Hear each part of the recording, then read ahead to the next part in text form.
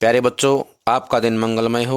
अगर आप नए हैं तो चैनल को सब्सक्राइब कर लें। आज हम करेंगे अव्यक्ति माध्यम का अगला पाठ, जिसका नाम है डायरी लिखने की कला। डायरी क्या होता है? एक निजी किताब होती है।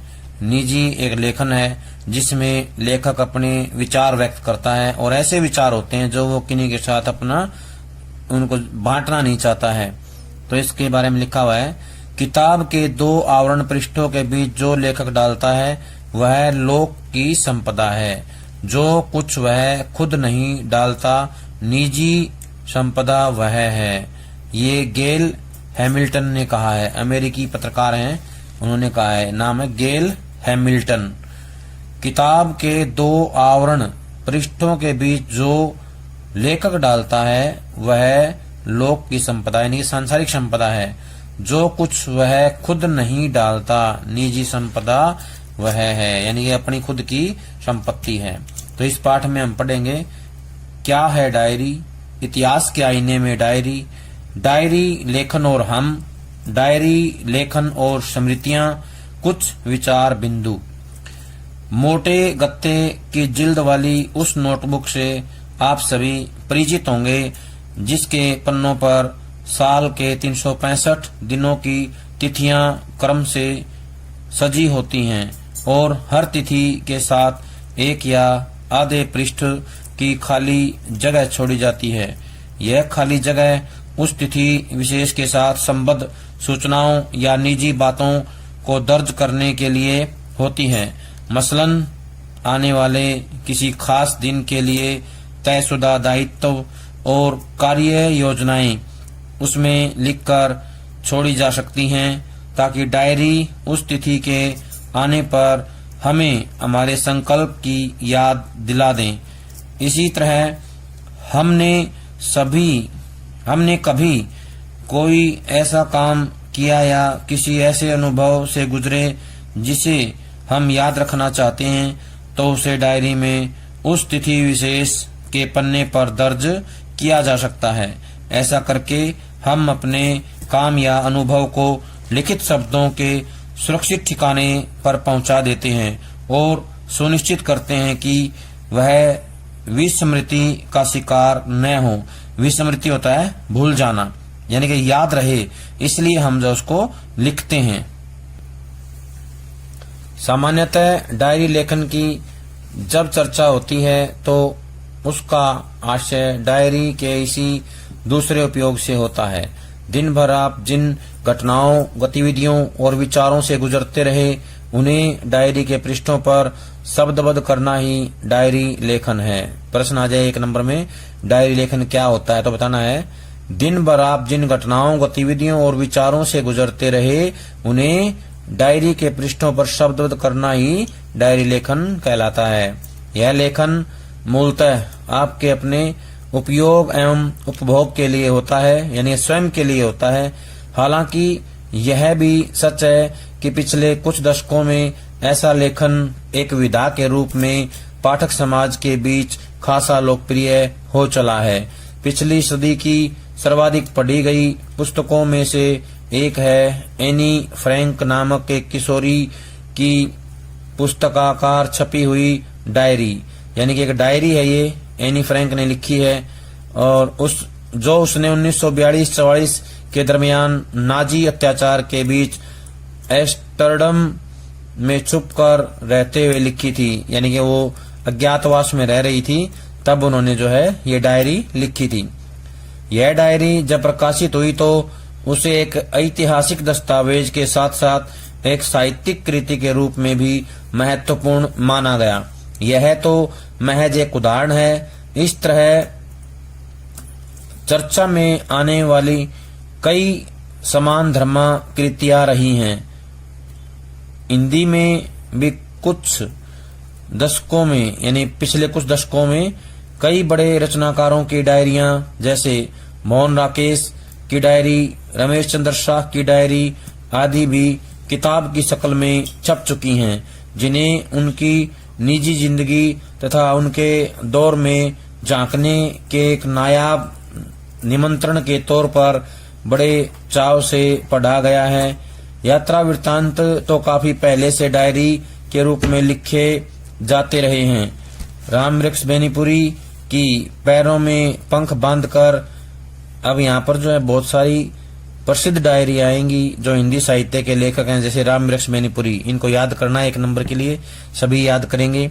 रामवृक्ष बेनीपुरी इनको याद रखना है, ये प्रसिद्ध हैं पैरों में पंख बांधकर डायरी के लिए। राहुल शांकरी तैन की जो है रूस में 25 मास जो है राहुल शांकरी तैन की डायरी है। सेठ गोविंदास की सुदूर दक्षिण पूर्व। कर्नल सज्जन सिंह की लद्दाख यात्रा की डायरी जो है कर्नल सज्जन सिंह की है। डॉक्टर रघुवंश की हरी घाटी इत्यादि पुस्तकें यात्रा डायरी रही हैं। 19वीं सदी के 5वें दशक में हिंदी के महान कवि और विचारक गजानन माधव मुक्तिबोध ने एक साहित्यिक की डायरी लिखकर साहित्यिक समस्याओं से संबंधित अपनी उधेड़बुन को उपयोगी पाठ बनाने का एक अद्भुत प्रयोग किया था। समकालीन पत्र पत्रिकाओं में भी रचनाकारों की डायरी के अंश छपते रहते हैं, जिनमें पाठक को अक्सर उधेड़बुन की शैली में प्रकट होने वाले कुछ उत्तेजक विचार बिंदु, किसी यात्रा का वृत्तांत या फिर साहित्य जगत की चटपटी खबरें पढ़ने को मिल जाती हैं। लेकिन इन सब बातों का मतलब यह नहीं कि डायरी सचमुच कहानी, उपन्यास, कविता या नाटक की तरह पाठकों के लिए लिखी जाने वाली कुछ खास तरह की रचनाओं का विधागत नाम है। डायरी उस अर्थ में साहित्यिक विधा नहीं है, यानी ये साहित्य लेखन की विधा नहीं कहलाएगी, उसका हिस्सा नहीं होती है साहित्य का, भले ही वह किसी और साहित्यिक विधा की कृति को अपना रूप उधार दे दे। मसलन निबंध, कहानी या उपन्यास डायरी की शक्ल में लिखे जा सकते हैं, लेकिन वहाँ डायरी का सिर्फ रूप होगा, अंतर्वस्तु के लिहाज से उसे डायरी नहीं कहा जा सकता। तो फिर डायरी सचमुच में क्या है? हम कह सकते हैं कि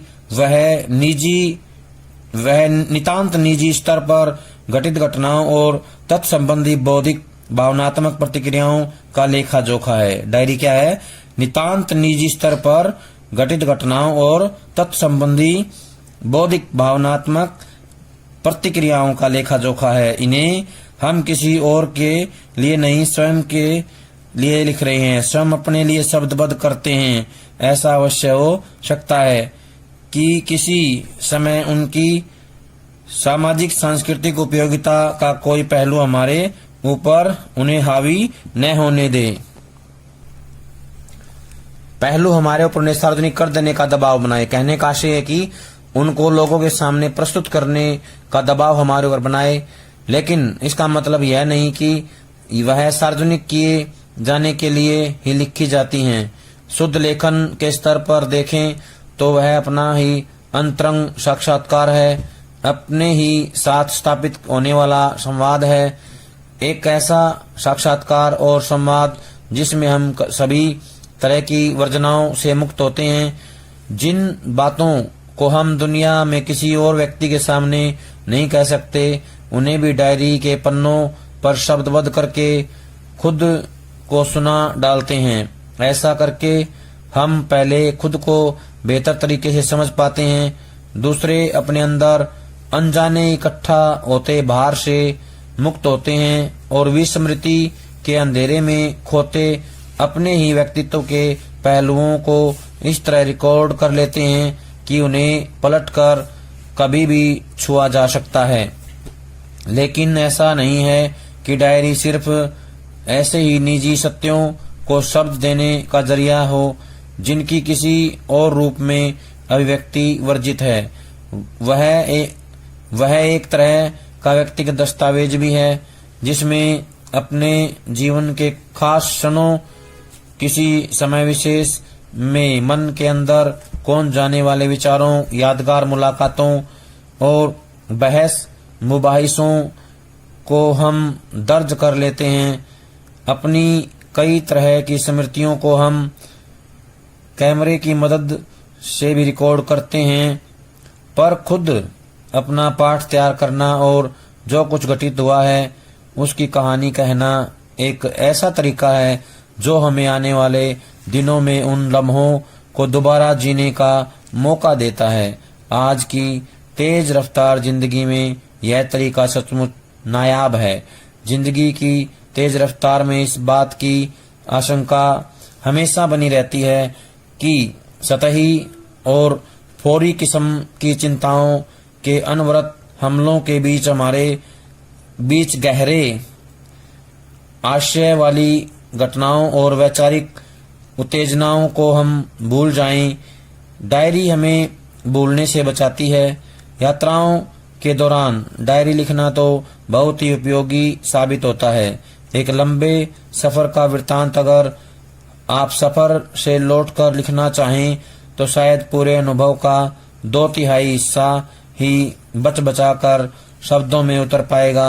लेकिन अगर आपने सफर के दरमियान प्रतिदिन अपनी डायरी लिखी है तो अपने तजुर्बे को लगभग मुकम्मल तौर पर दोहरा पाना आपके लिए संभव होगा। डायरी लिखना अपने साथ एक अच्छी दोस्ती कायम करने का बेहतरीन जरिया है। अगर आप भी खुद अपने साथ अच्छी दोस्ती गांठना चाहते हैं तो इन खास बातों को ध्यान में रखें। यानी कि डायरी लिखते समय किन बातों का ध्यान रखना चाहिए, ये बहुत ही जरूरी क्वेश्चन है, इम्पोर्टेंट क्वेश्चन बनता है, तो सभी को इसको याद करना है। यहाँ से आगे ऐसी बातें आएंगी जिनको हमें डायरी लिखते हुए याद रखना होता है। और इससे पहले जो हमने पढ़ा है डायरी लेखन कैसे किया जाएगा, डायरी क्या होती है, डायरी के मुख्य तत्व क्या होते हैं, ये ऊपर जो पढ़ा है इसमें से बनते हैं। 2 प्रश्न इसमें, डायरी के तत्व क्या होते हैं और डायरी लिखते समय किन बातों का ध्यान रखना चाहिए। तो ये दोनों ही बहुत ही जरूरी प्रश्न हैं, इनको सभी याद करेंगे। और मोस्ट इम्पोर्टेंट है डायरी लिखते समय किन बातों का ध्यान रखना चाहिए। सबसे पहले डायरी या तो किसी नोटबुक में या पुराने साल की डायरी में लिखी जानी चाहिए। पुराने साल की डायरी में पहले की पड़ी हुई तिथियों की जगह अपने हाथ से तिथि डालें। यह सुझाव इसलिए दिया जा रहा है कि आप कहीं मौजूदा साल की डायरी में तिथियों के अनुसार बने हुए सीमित स्थान से अपने को बंधा हुआ न महसूस करें। ऐसा भी हो सकता है कि हम किसी दिन 2-3 पंक्तियां ही लिखना चाहें और किसी दिन हमारी बात 5 पन्नों में पूरी हो। कहा भी गया है सभी दिन एक समान नहीं होते। ऐसे में डायरी का किसी निश्चित तिथि के साथ दिया गया सीमित स्थान हमारे लिए बंधन बन जाएगा। इसलिए नोटबुक या पुराने साल की डायरी अधिक उपयोगी साबित हो सकती हैं। उसमें अपनी सुविधा के अनुसार तिथियां डाली जा सकती हैं और स्थान का उपयोग किया जा सकता है। लेखन करते हुए आप स्वयं तय करें कि आप क्या सोचते हैं और खुद को क्या कहना चाहते हैं। यह तय करते हुए आपको यथासंभव सभी तरह के बाहरी दबावों से मुक्त होना चाहिए। अपनी दिन भर की घटनाओं, मुलाकातों, ख्यालातों इत्यादि में से कौन कौन सी आपको दर्ज करनी है, करने लायक लगती हैं, किन्हें आप किन किन वजहों से भविष्य में भी याद करना चाहेंगे, यह विचार कर लेने के बाद ही उन्हें शब्दबद्ध करने की ओर बढ़ें। यानी कि ऐसी बातें जिनको आप भविष्य में याद करना चाहते हैं, कौन सी ऐसी बातें हैं, उनको जो है एक अच्छी प्रकार से सोचकर विचार कर उनको जो है शब्दबद्ध करें, लिखना आरंभ करें। डायरी बिल्कुल निजी वस्तु है और यह मानकर ही उसे लिखा जाना चाहिए कि वह किसी और के द्वारा पढ़ी नहीं जाएगी। अगर आप किसी और को पढ़वाने की बात सोचकर डायरी लिखते हैं तो उसका आपकी लेखन शैली, विषय वस्तु के चयन और बातों के बेबाकपन पर पूरा असर पड़ेगा। इसलिए यह मानते हुए डायरी लिखें कि उसका पाठक आपके अलावा कोई और नहीं है। यानी कि डायरी लिखेंगे तो हमारे मन में ये विचार होना चाहिए कि डायरी कोई और हमारे अलावा नहीं पढ़ेगा, केवल हम ही उसको पढ़ेंगे। यह कतई जरूरी नहीं है कि डायरी परिष्कृत और मानक भाषा शैली में लिखी जाए। मानक होता है स्टैंडर्ड, व्याकरण के अनुसार सही भाषा शैली में लिखी जाए, ये जरूरी नहीं है। परिष्कार और मानकता का दबाव कथ्य के स्तर पर कई तरह के समझौतों के लिए आपको बाध्य कर सकता है। डायरी लेखन में इस समझौता प्रस्तुति के लिए कोई जगह नहीं है। डायरी का डायरीपन इसी में है कि आप जो कुछ दर्ज करना चाहते हैं और जिस तरीके से दर्ज करना चाहते हैं करें। इस सिलसिले में भाषाई शुद्धता कितनी बरकरार रहती है और शैली सौंदर्य कितना सद पाता है, इसकी चिंता न करें। आपके अंदर के स्वाभाविक वेग से शैली जो रूप ग्रहण करती है वही डायरी की उचित शैली है। आखिरी पर बहुत अहम बात ये कि डायरी नितांत निजी स्तर की घटनाओं और भावनाओं का लेखा जोखा होने के साथ साथ आपके मन के आईने में आपके दौर का अक्ष भी है। आप अपने जिन अनुभवों को वहां दर्ज करते हैं उनमें आपकी नजर से देखा परखा गया समकालीन इतिहास किसी न किसी मात्रा में मौजूद रहता है। डायरी लिखते हुए अगर यह बात हमारे जेहन में रहे तो अपने काम के महत्व को लेकर हम अधिक आश्वस्त हो सकते हैं। तो आइए इन बातों को मद्देनजर रखते हुए हम अपने रोज के कामों के बीच थोड़ा सा समय डायरी लिखने के लिए यानी खुद को अपना हालचाल बताने के लिए सुरक्षित करें, यानी कि थोड़ा समय अपने लिए भी बचाएं। हिंदी साहित्य में जो प्रसिद्ध डायरी मानी जाती है वो है एनी फ्रैंक की डायरी। एनी फ्रैंक की डायरी है 1929 से 45 जर्मनी में पैदा हुई एक यहूदी लड़की थी। एनी फ्रैंक कौन थी? एक यहूदी लड़की थी और जर्मनी में पैदा हुई। जर्मनी में जब नाजियों की सत्ता कायम हुई और यहूदियों पर अत्याचार शुरू हुए तो वह परिवार समेत एम्स्टर्डम चली गई। फिर नीदरलैंड्स पर भी नाजियों का कब्जा हुआ और यहूदियों पर अत्याचार का दौर वहां भी शुरू हो गया। ऐसी स्थिति में जुलाई 1942 में उसका परिवार एक दफ्तर के गुप्त कमरे में छुप कर रहने लगा, जहां 2 साल बिताने के बाद वे नाजियों की पकड़ में आ गए और उन्हें यातना कैंप में पहुंचा दिया गया। यहां फरवरी या मार्च 1945 में एनी की मृत्यु हो गई। यही नहीं, उसके पिता को छोड़कर परिवार का कोई प्राणी जीवित नहीं बचा। द्वितीय महायुद्ध समाप्त होने पर उसके पिता वापस एम्स्टर्डम पहुंचे। वहां उन्होंने एनी की डायरी की तलाश की और संयोग से सफल रहे। ये डायरी एनी को उसके 13वें जन्मदिन पर मिली थी और जून 1942 से अगस्त 1944 तक वह उसमें अपनी खास बातें और नाजी आतंक के अनुभवों को लिखती रही थी। उसके पिता ने महसूस किया कि एनी की डायरी इतिहास के उस भयावह दौर का एक अप्रतिम दस्तावेज है। उन्होंने उसे प्रकाशित करवाने की दौड़ धूप शुरू की। 1947 में मूलतः डच में लिखी गई यह डायरी अंग्रेजी में the diary of a young girl के नाम से प्रकाशित हुई। तो सभी को याद रखना है, ये जो एनी की डायरी है किस नाम से प्रकाशित हुई थी? The diary of a young girl. और ये लिखी गई इसमें डच में, किस में लिखी गई है?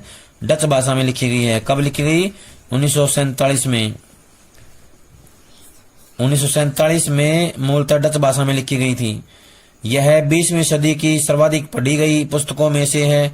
कई जगह इसे पाठ्यक्रम में भी रखा गया है। इल्या इहरनबुर्ग ने एक वाक्य में इस पुस्तक की सबसे बड़ी विशेषता को रेखांकित किया है।